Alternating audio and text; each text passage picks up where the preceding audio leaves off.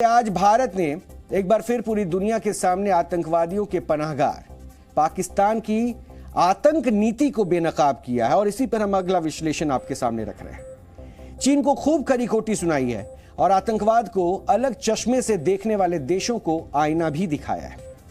अगले महीने 26/11 आतंकी हमले की 14वीं बरसी है और मुंबई में संयुक्त राष्ट्र रक्षा परिषद यानी कि यूएनएससी की काउंटर टेररिज्म पर बैठक चल रही है।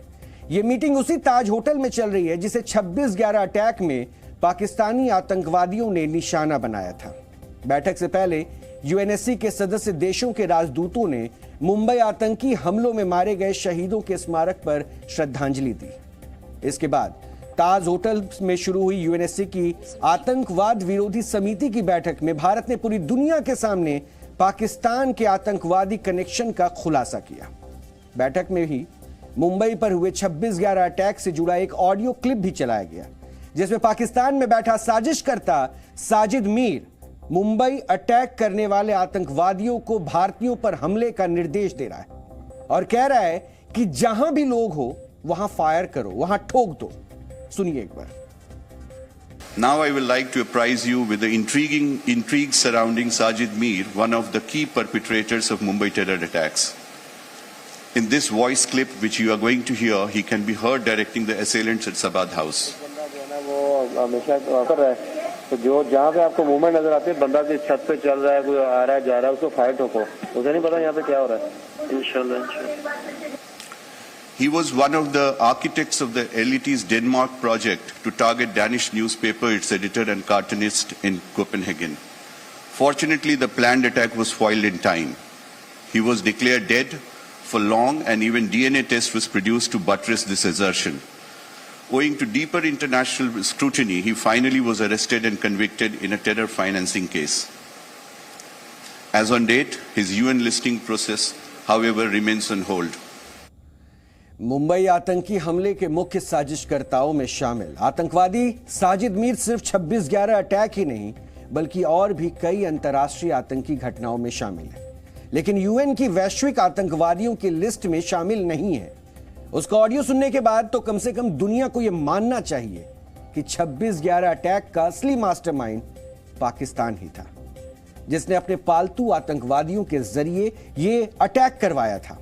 लेकिन अभी तक 26/11 हमले का इंसाफ नहीं हो पाया है और इस मीटिंग में विदेश मंत्री एस जयशंकर ने पूरी दुनिया का ध्यान चीन की तरफ दिलाया है। चीन ने इसी महीने यूएनएससी में लश्कर आतंकवादी हाफिज तलहा सईद को वैश्विक आतंकी घोषित करने के प्रस्ताव को वीटो लगाकर रोक दिया। हाफिज तलहा सईद लश्कर तैयबा के सरगना हाफिज सईद का बेटा है और हाफिज सईद 26/11 अटैक का मुख्य साजिशकर्ता है। इससे पहले इसी महीने लश्कर के एक और आतंकवादी शाहिद महमूद को वैश्विक आतंकवादी घोषित करने के लिए भारत और अमेरिका के प्रस्ताव पर भी चीन ने वीटो लगा दिया था। इसके अलावा इस वर्ष चीन मुंबई हमले के प्रमुख साजिशकर्ता साजिद मीर, जैश ए मोहम्मद के आतंकी रऊफ अजहर और लश्कर के डिप्टी हेड अब्दुल रहमान मक्की के खिलाफ भी प्रस्ताव को वीटो करके गिरा चुका है। यानी इस 5 साल में यानी 5 मौकों पर चीन ने पाकिस्तान में छिपे आतंकवादियों को बचाने के लिए संयुक्त राष्ट्र में अपनी वीटो पावर का इस्तेमाल किया है और यूएनएससी कुछ नहीं कर पाया। आज विदेश मंत्री एस जयशंकर ने यूएनएससी की भरी मीटिंग में सदस्य देशों को आईना दिखाया और पूरी दुनिया को याद दिलाया कि 26/11 अटैक सिर्फ मुंबई पर नहीं था बल्कि यह हमला पूरे विश्व पर था, जिसके साजिशकर्ताओं को सजा देने का काम अभी भी अधूरा है। Now, in another month, we will be observing the 14th anniversary of these ghastly attacks on Mumbai in November 2008. While one of the terrorists was captured alive, prosecuted and convicted by the highest court in India, the key conspirators and planners of the 26/11 attacks continue to remain protected and unpunished. When it comes to proscribing some of these terrorists, the Security Council has regrettably been unable to act in some cases because of political considerations. This undermines our collective credibility and our collective interests. A key aspect of combating terrorism is to effectively curb terror financing. Terrorism may have plagued several regions of the world. We, in India, understand its cost more than others. But with that experience comes the stealing of national resolve.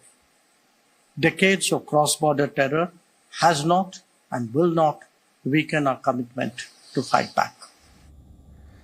आतंकवाद के खिलाफ लड़ाई में भारत पूरी दुनिया की अगुवाई करता है, लेकिन भारत फिर भी वैश्विक आतंकवाद के खिलाफ बने संयुक्त राष्ट्र सुरक्षा परिषद का स्थायी सदस्य नहीं है। पता है क्यों? चीन की वजह से, जो पाकिस्तान के आतंकवादियों को वैश्विक आतंकवादी घोषित करने से रोकता है और भारत को यूएनएससी का सदस्य बनने से भी रोकता है। लेकिन कैसे? यह समझने के लिए आपको पहले यूएनएससी का पूरा स्ट्रक्चर समझना होगा, जिसे आज हम बहुत सरल भाषा में आपको बताने वाले हैं। संयुक्त राष्ट्र सुरक्षा परिषद की स्थापना वर्ष 1945 में हुई थी। यह काउंसिल मुख्य तौर पर दुनिया की सुरक्षा से जुड़े अहम मुद्दों पर फैसला लेती है और सुरक्षा परिषद में कुल 15 सदस्य होते हैं, 5 स्थायी सदस्य और 10 अस्थायी सदस्य। 5 स्थायी सदस्य अमेरिका, रूस, फ्रांस, चीन और ब्रिटेन है। अस्थायी सदस्यों का कार्यकाल 2 वर्ष के लिए होता है और भारत ने वर्ष 2021 में 8वीं बार एक अस्थायी सदस्य के तौर पर यूएनएससी में प्रवेश किया था और दिसंबर 2022 तक ही यूएनएससी का वो सदस्य है।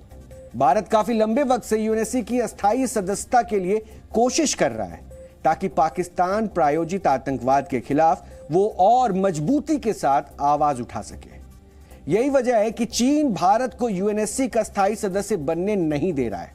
इसी साल जुलाई में सरकार ने लोकसभा में बताया था कि यूएनएससी में भारत को 5 स्थायी सदस्यों में से 4 का समर्थन मिला हुआ है, यानी चीन को छोड़कर यूएनएससी के चारों सदस्य देशों ने यूएनएससी में स्थायी सीट के लिए भारत की उम्मीदवारी के समर्थन की आधिकारिक रूप से पुष्टि की है। दरअसल स्थायी सदस्यों के पास वीटो पावर होती है और इसके जरिए किसी भी प्रस्ताव या फैसले पर रोक लगाई जा सकती है। इसी नियम की वजह से यूएनएससी की 1946 में हुई पहली बैठक के बाद से अस्थायी सदस्यों की स्थिति में कोई परिवर्तन नहीं हुआ है, लेकिन अस्थायी सदस्यों की संख्या बढ़ाने की मांग लगातार जोर पकड़ती रही है।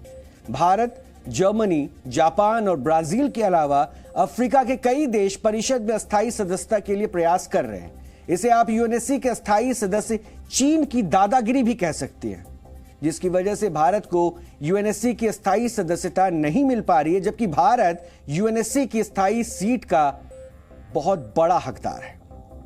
140 करोड़ की आबादी वाला हिंदुस्तान यानी भारत दुनिया का दूसरा सबसे ज्यादा आबादी वाला देश है। दुनिया की करीब 18% आबादी भारत में रहती है।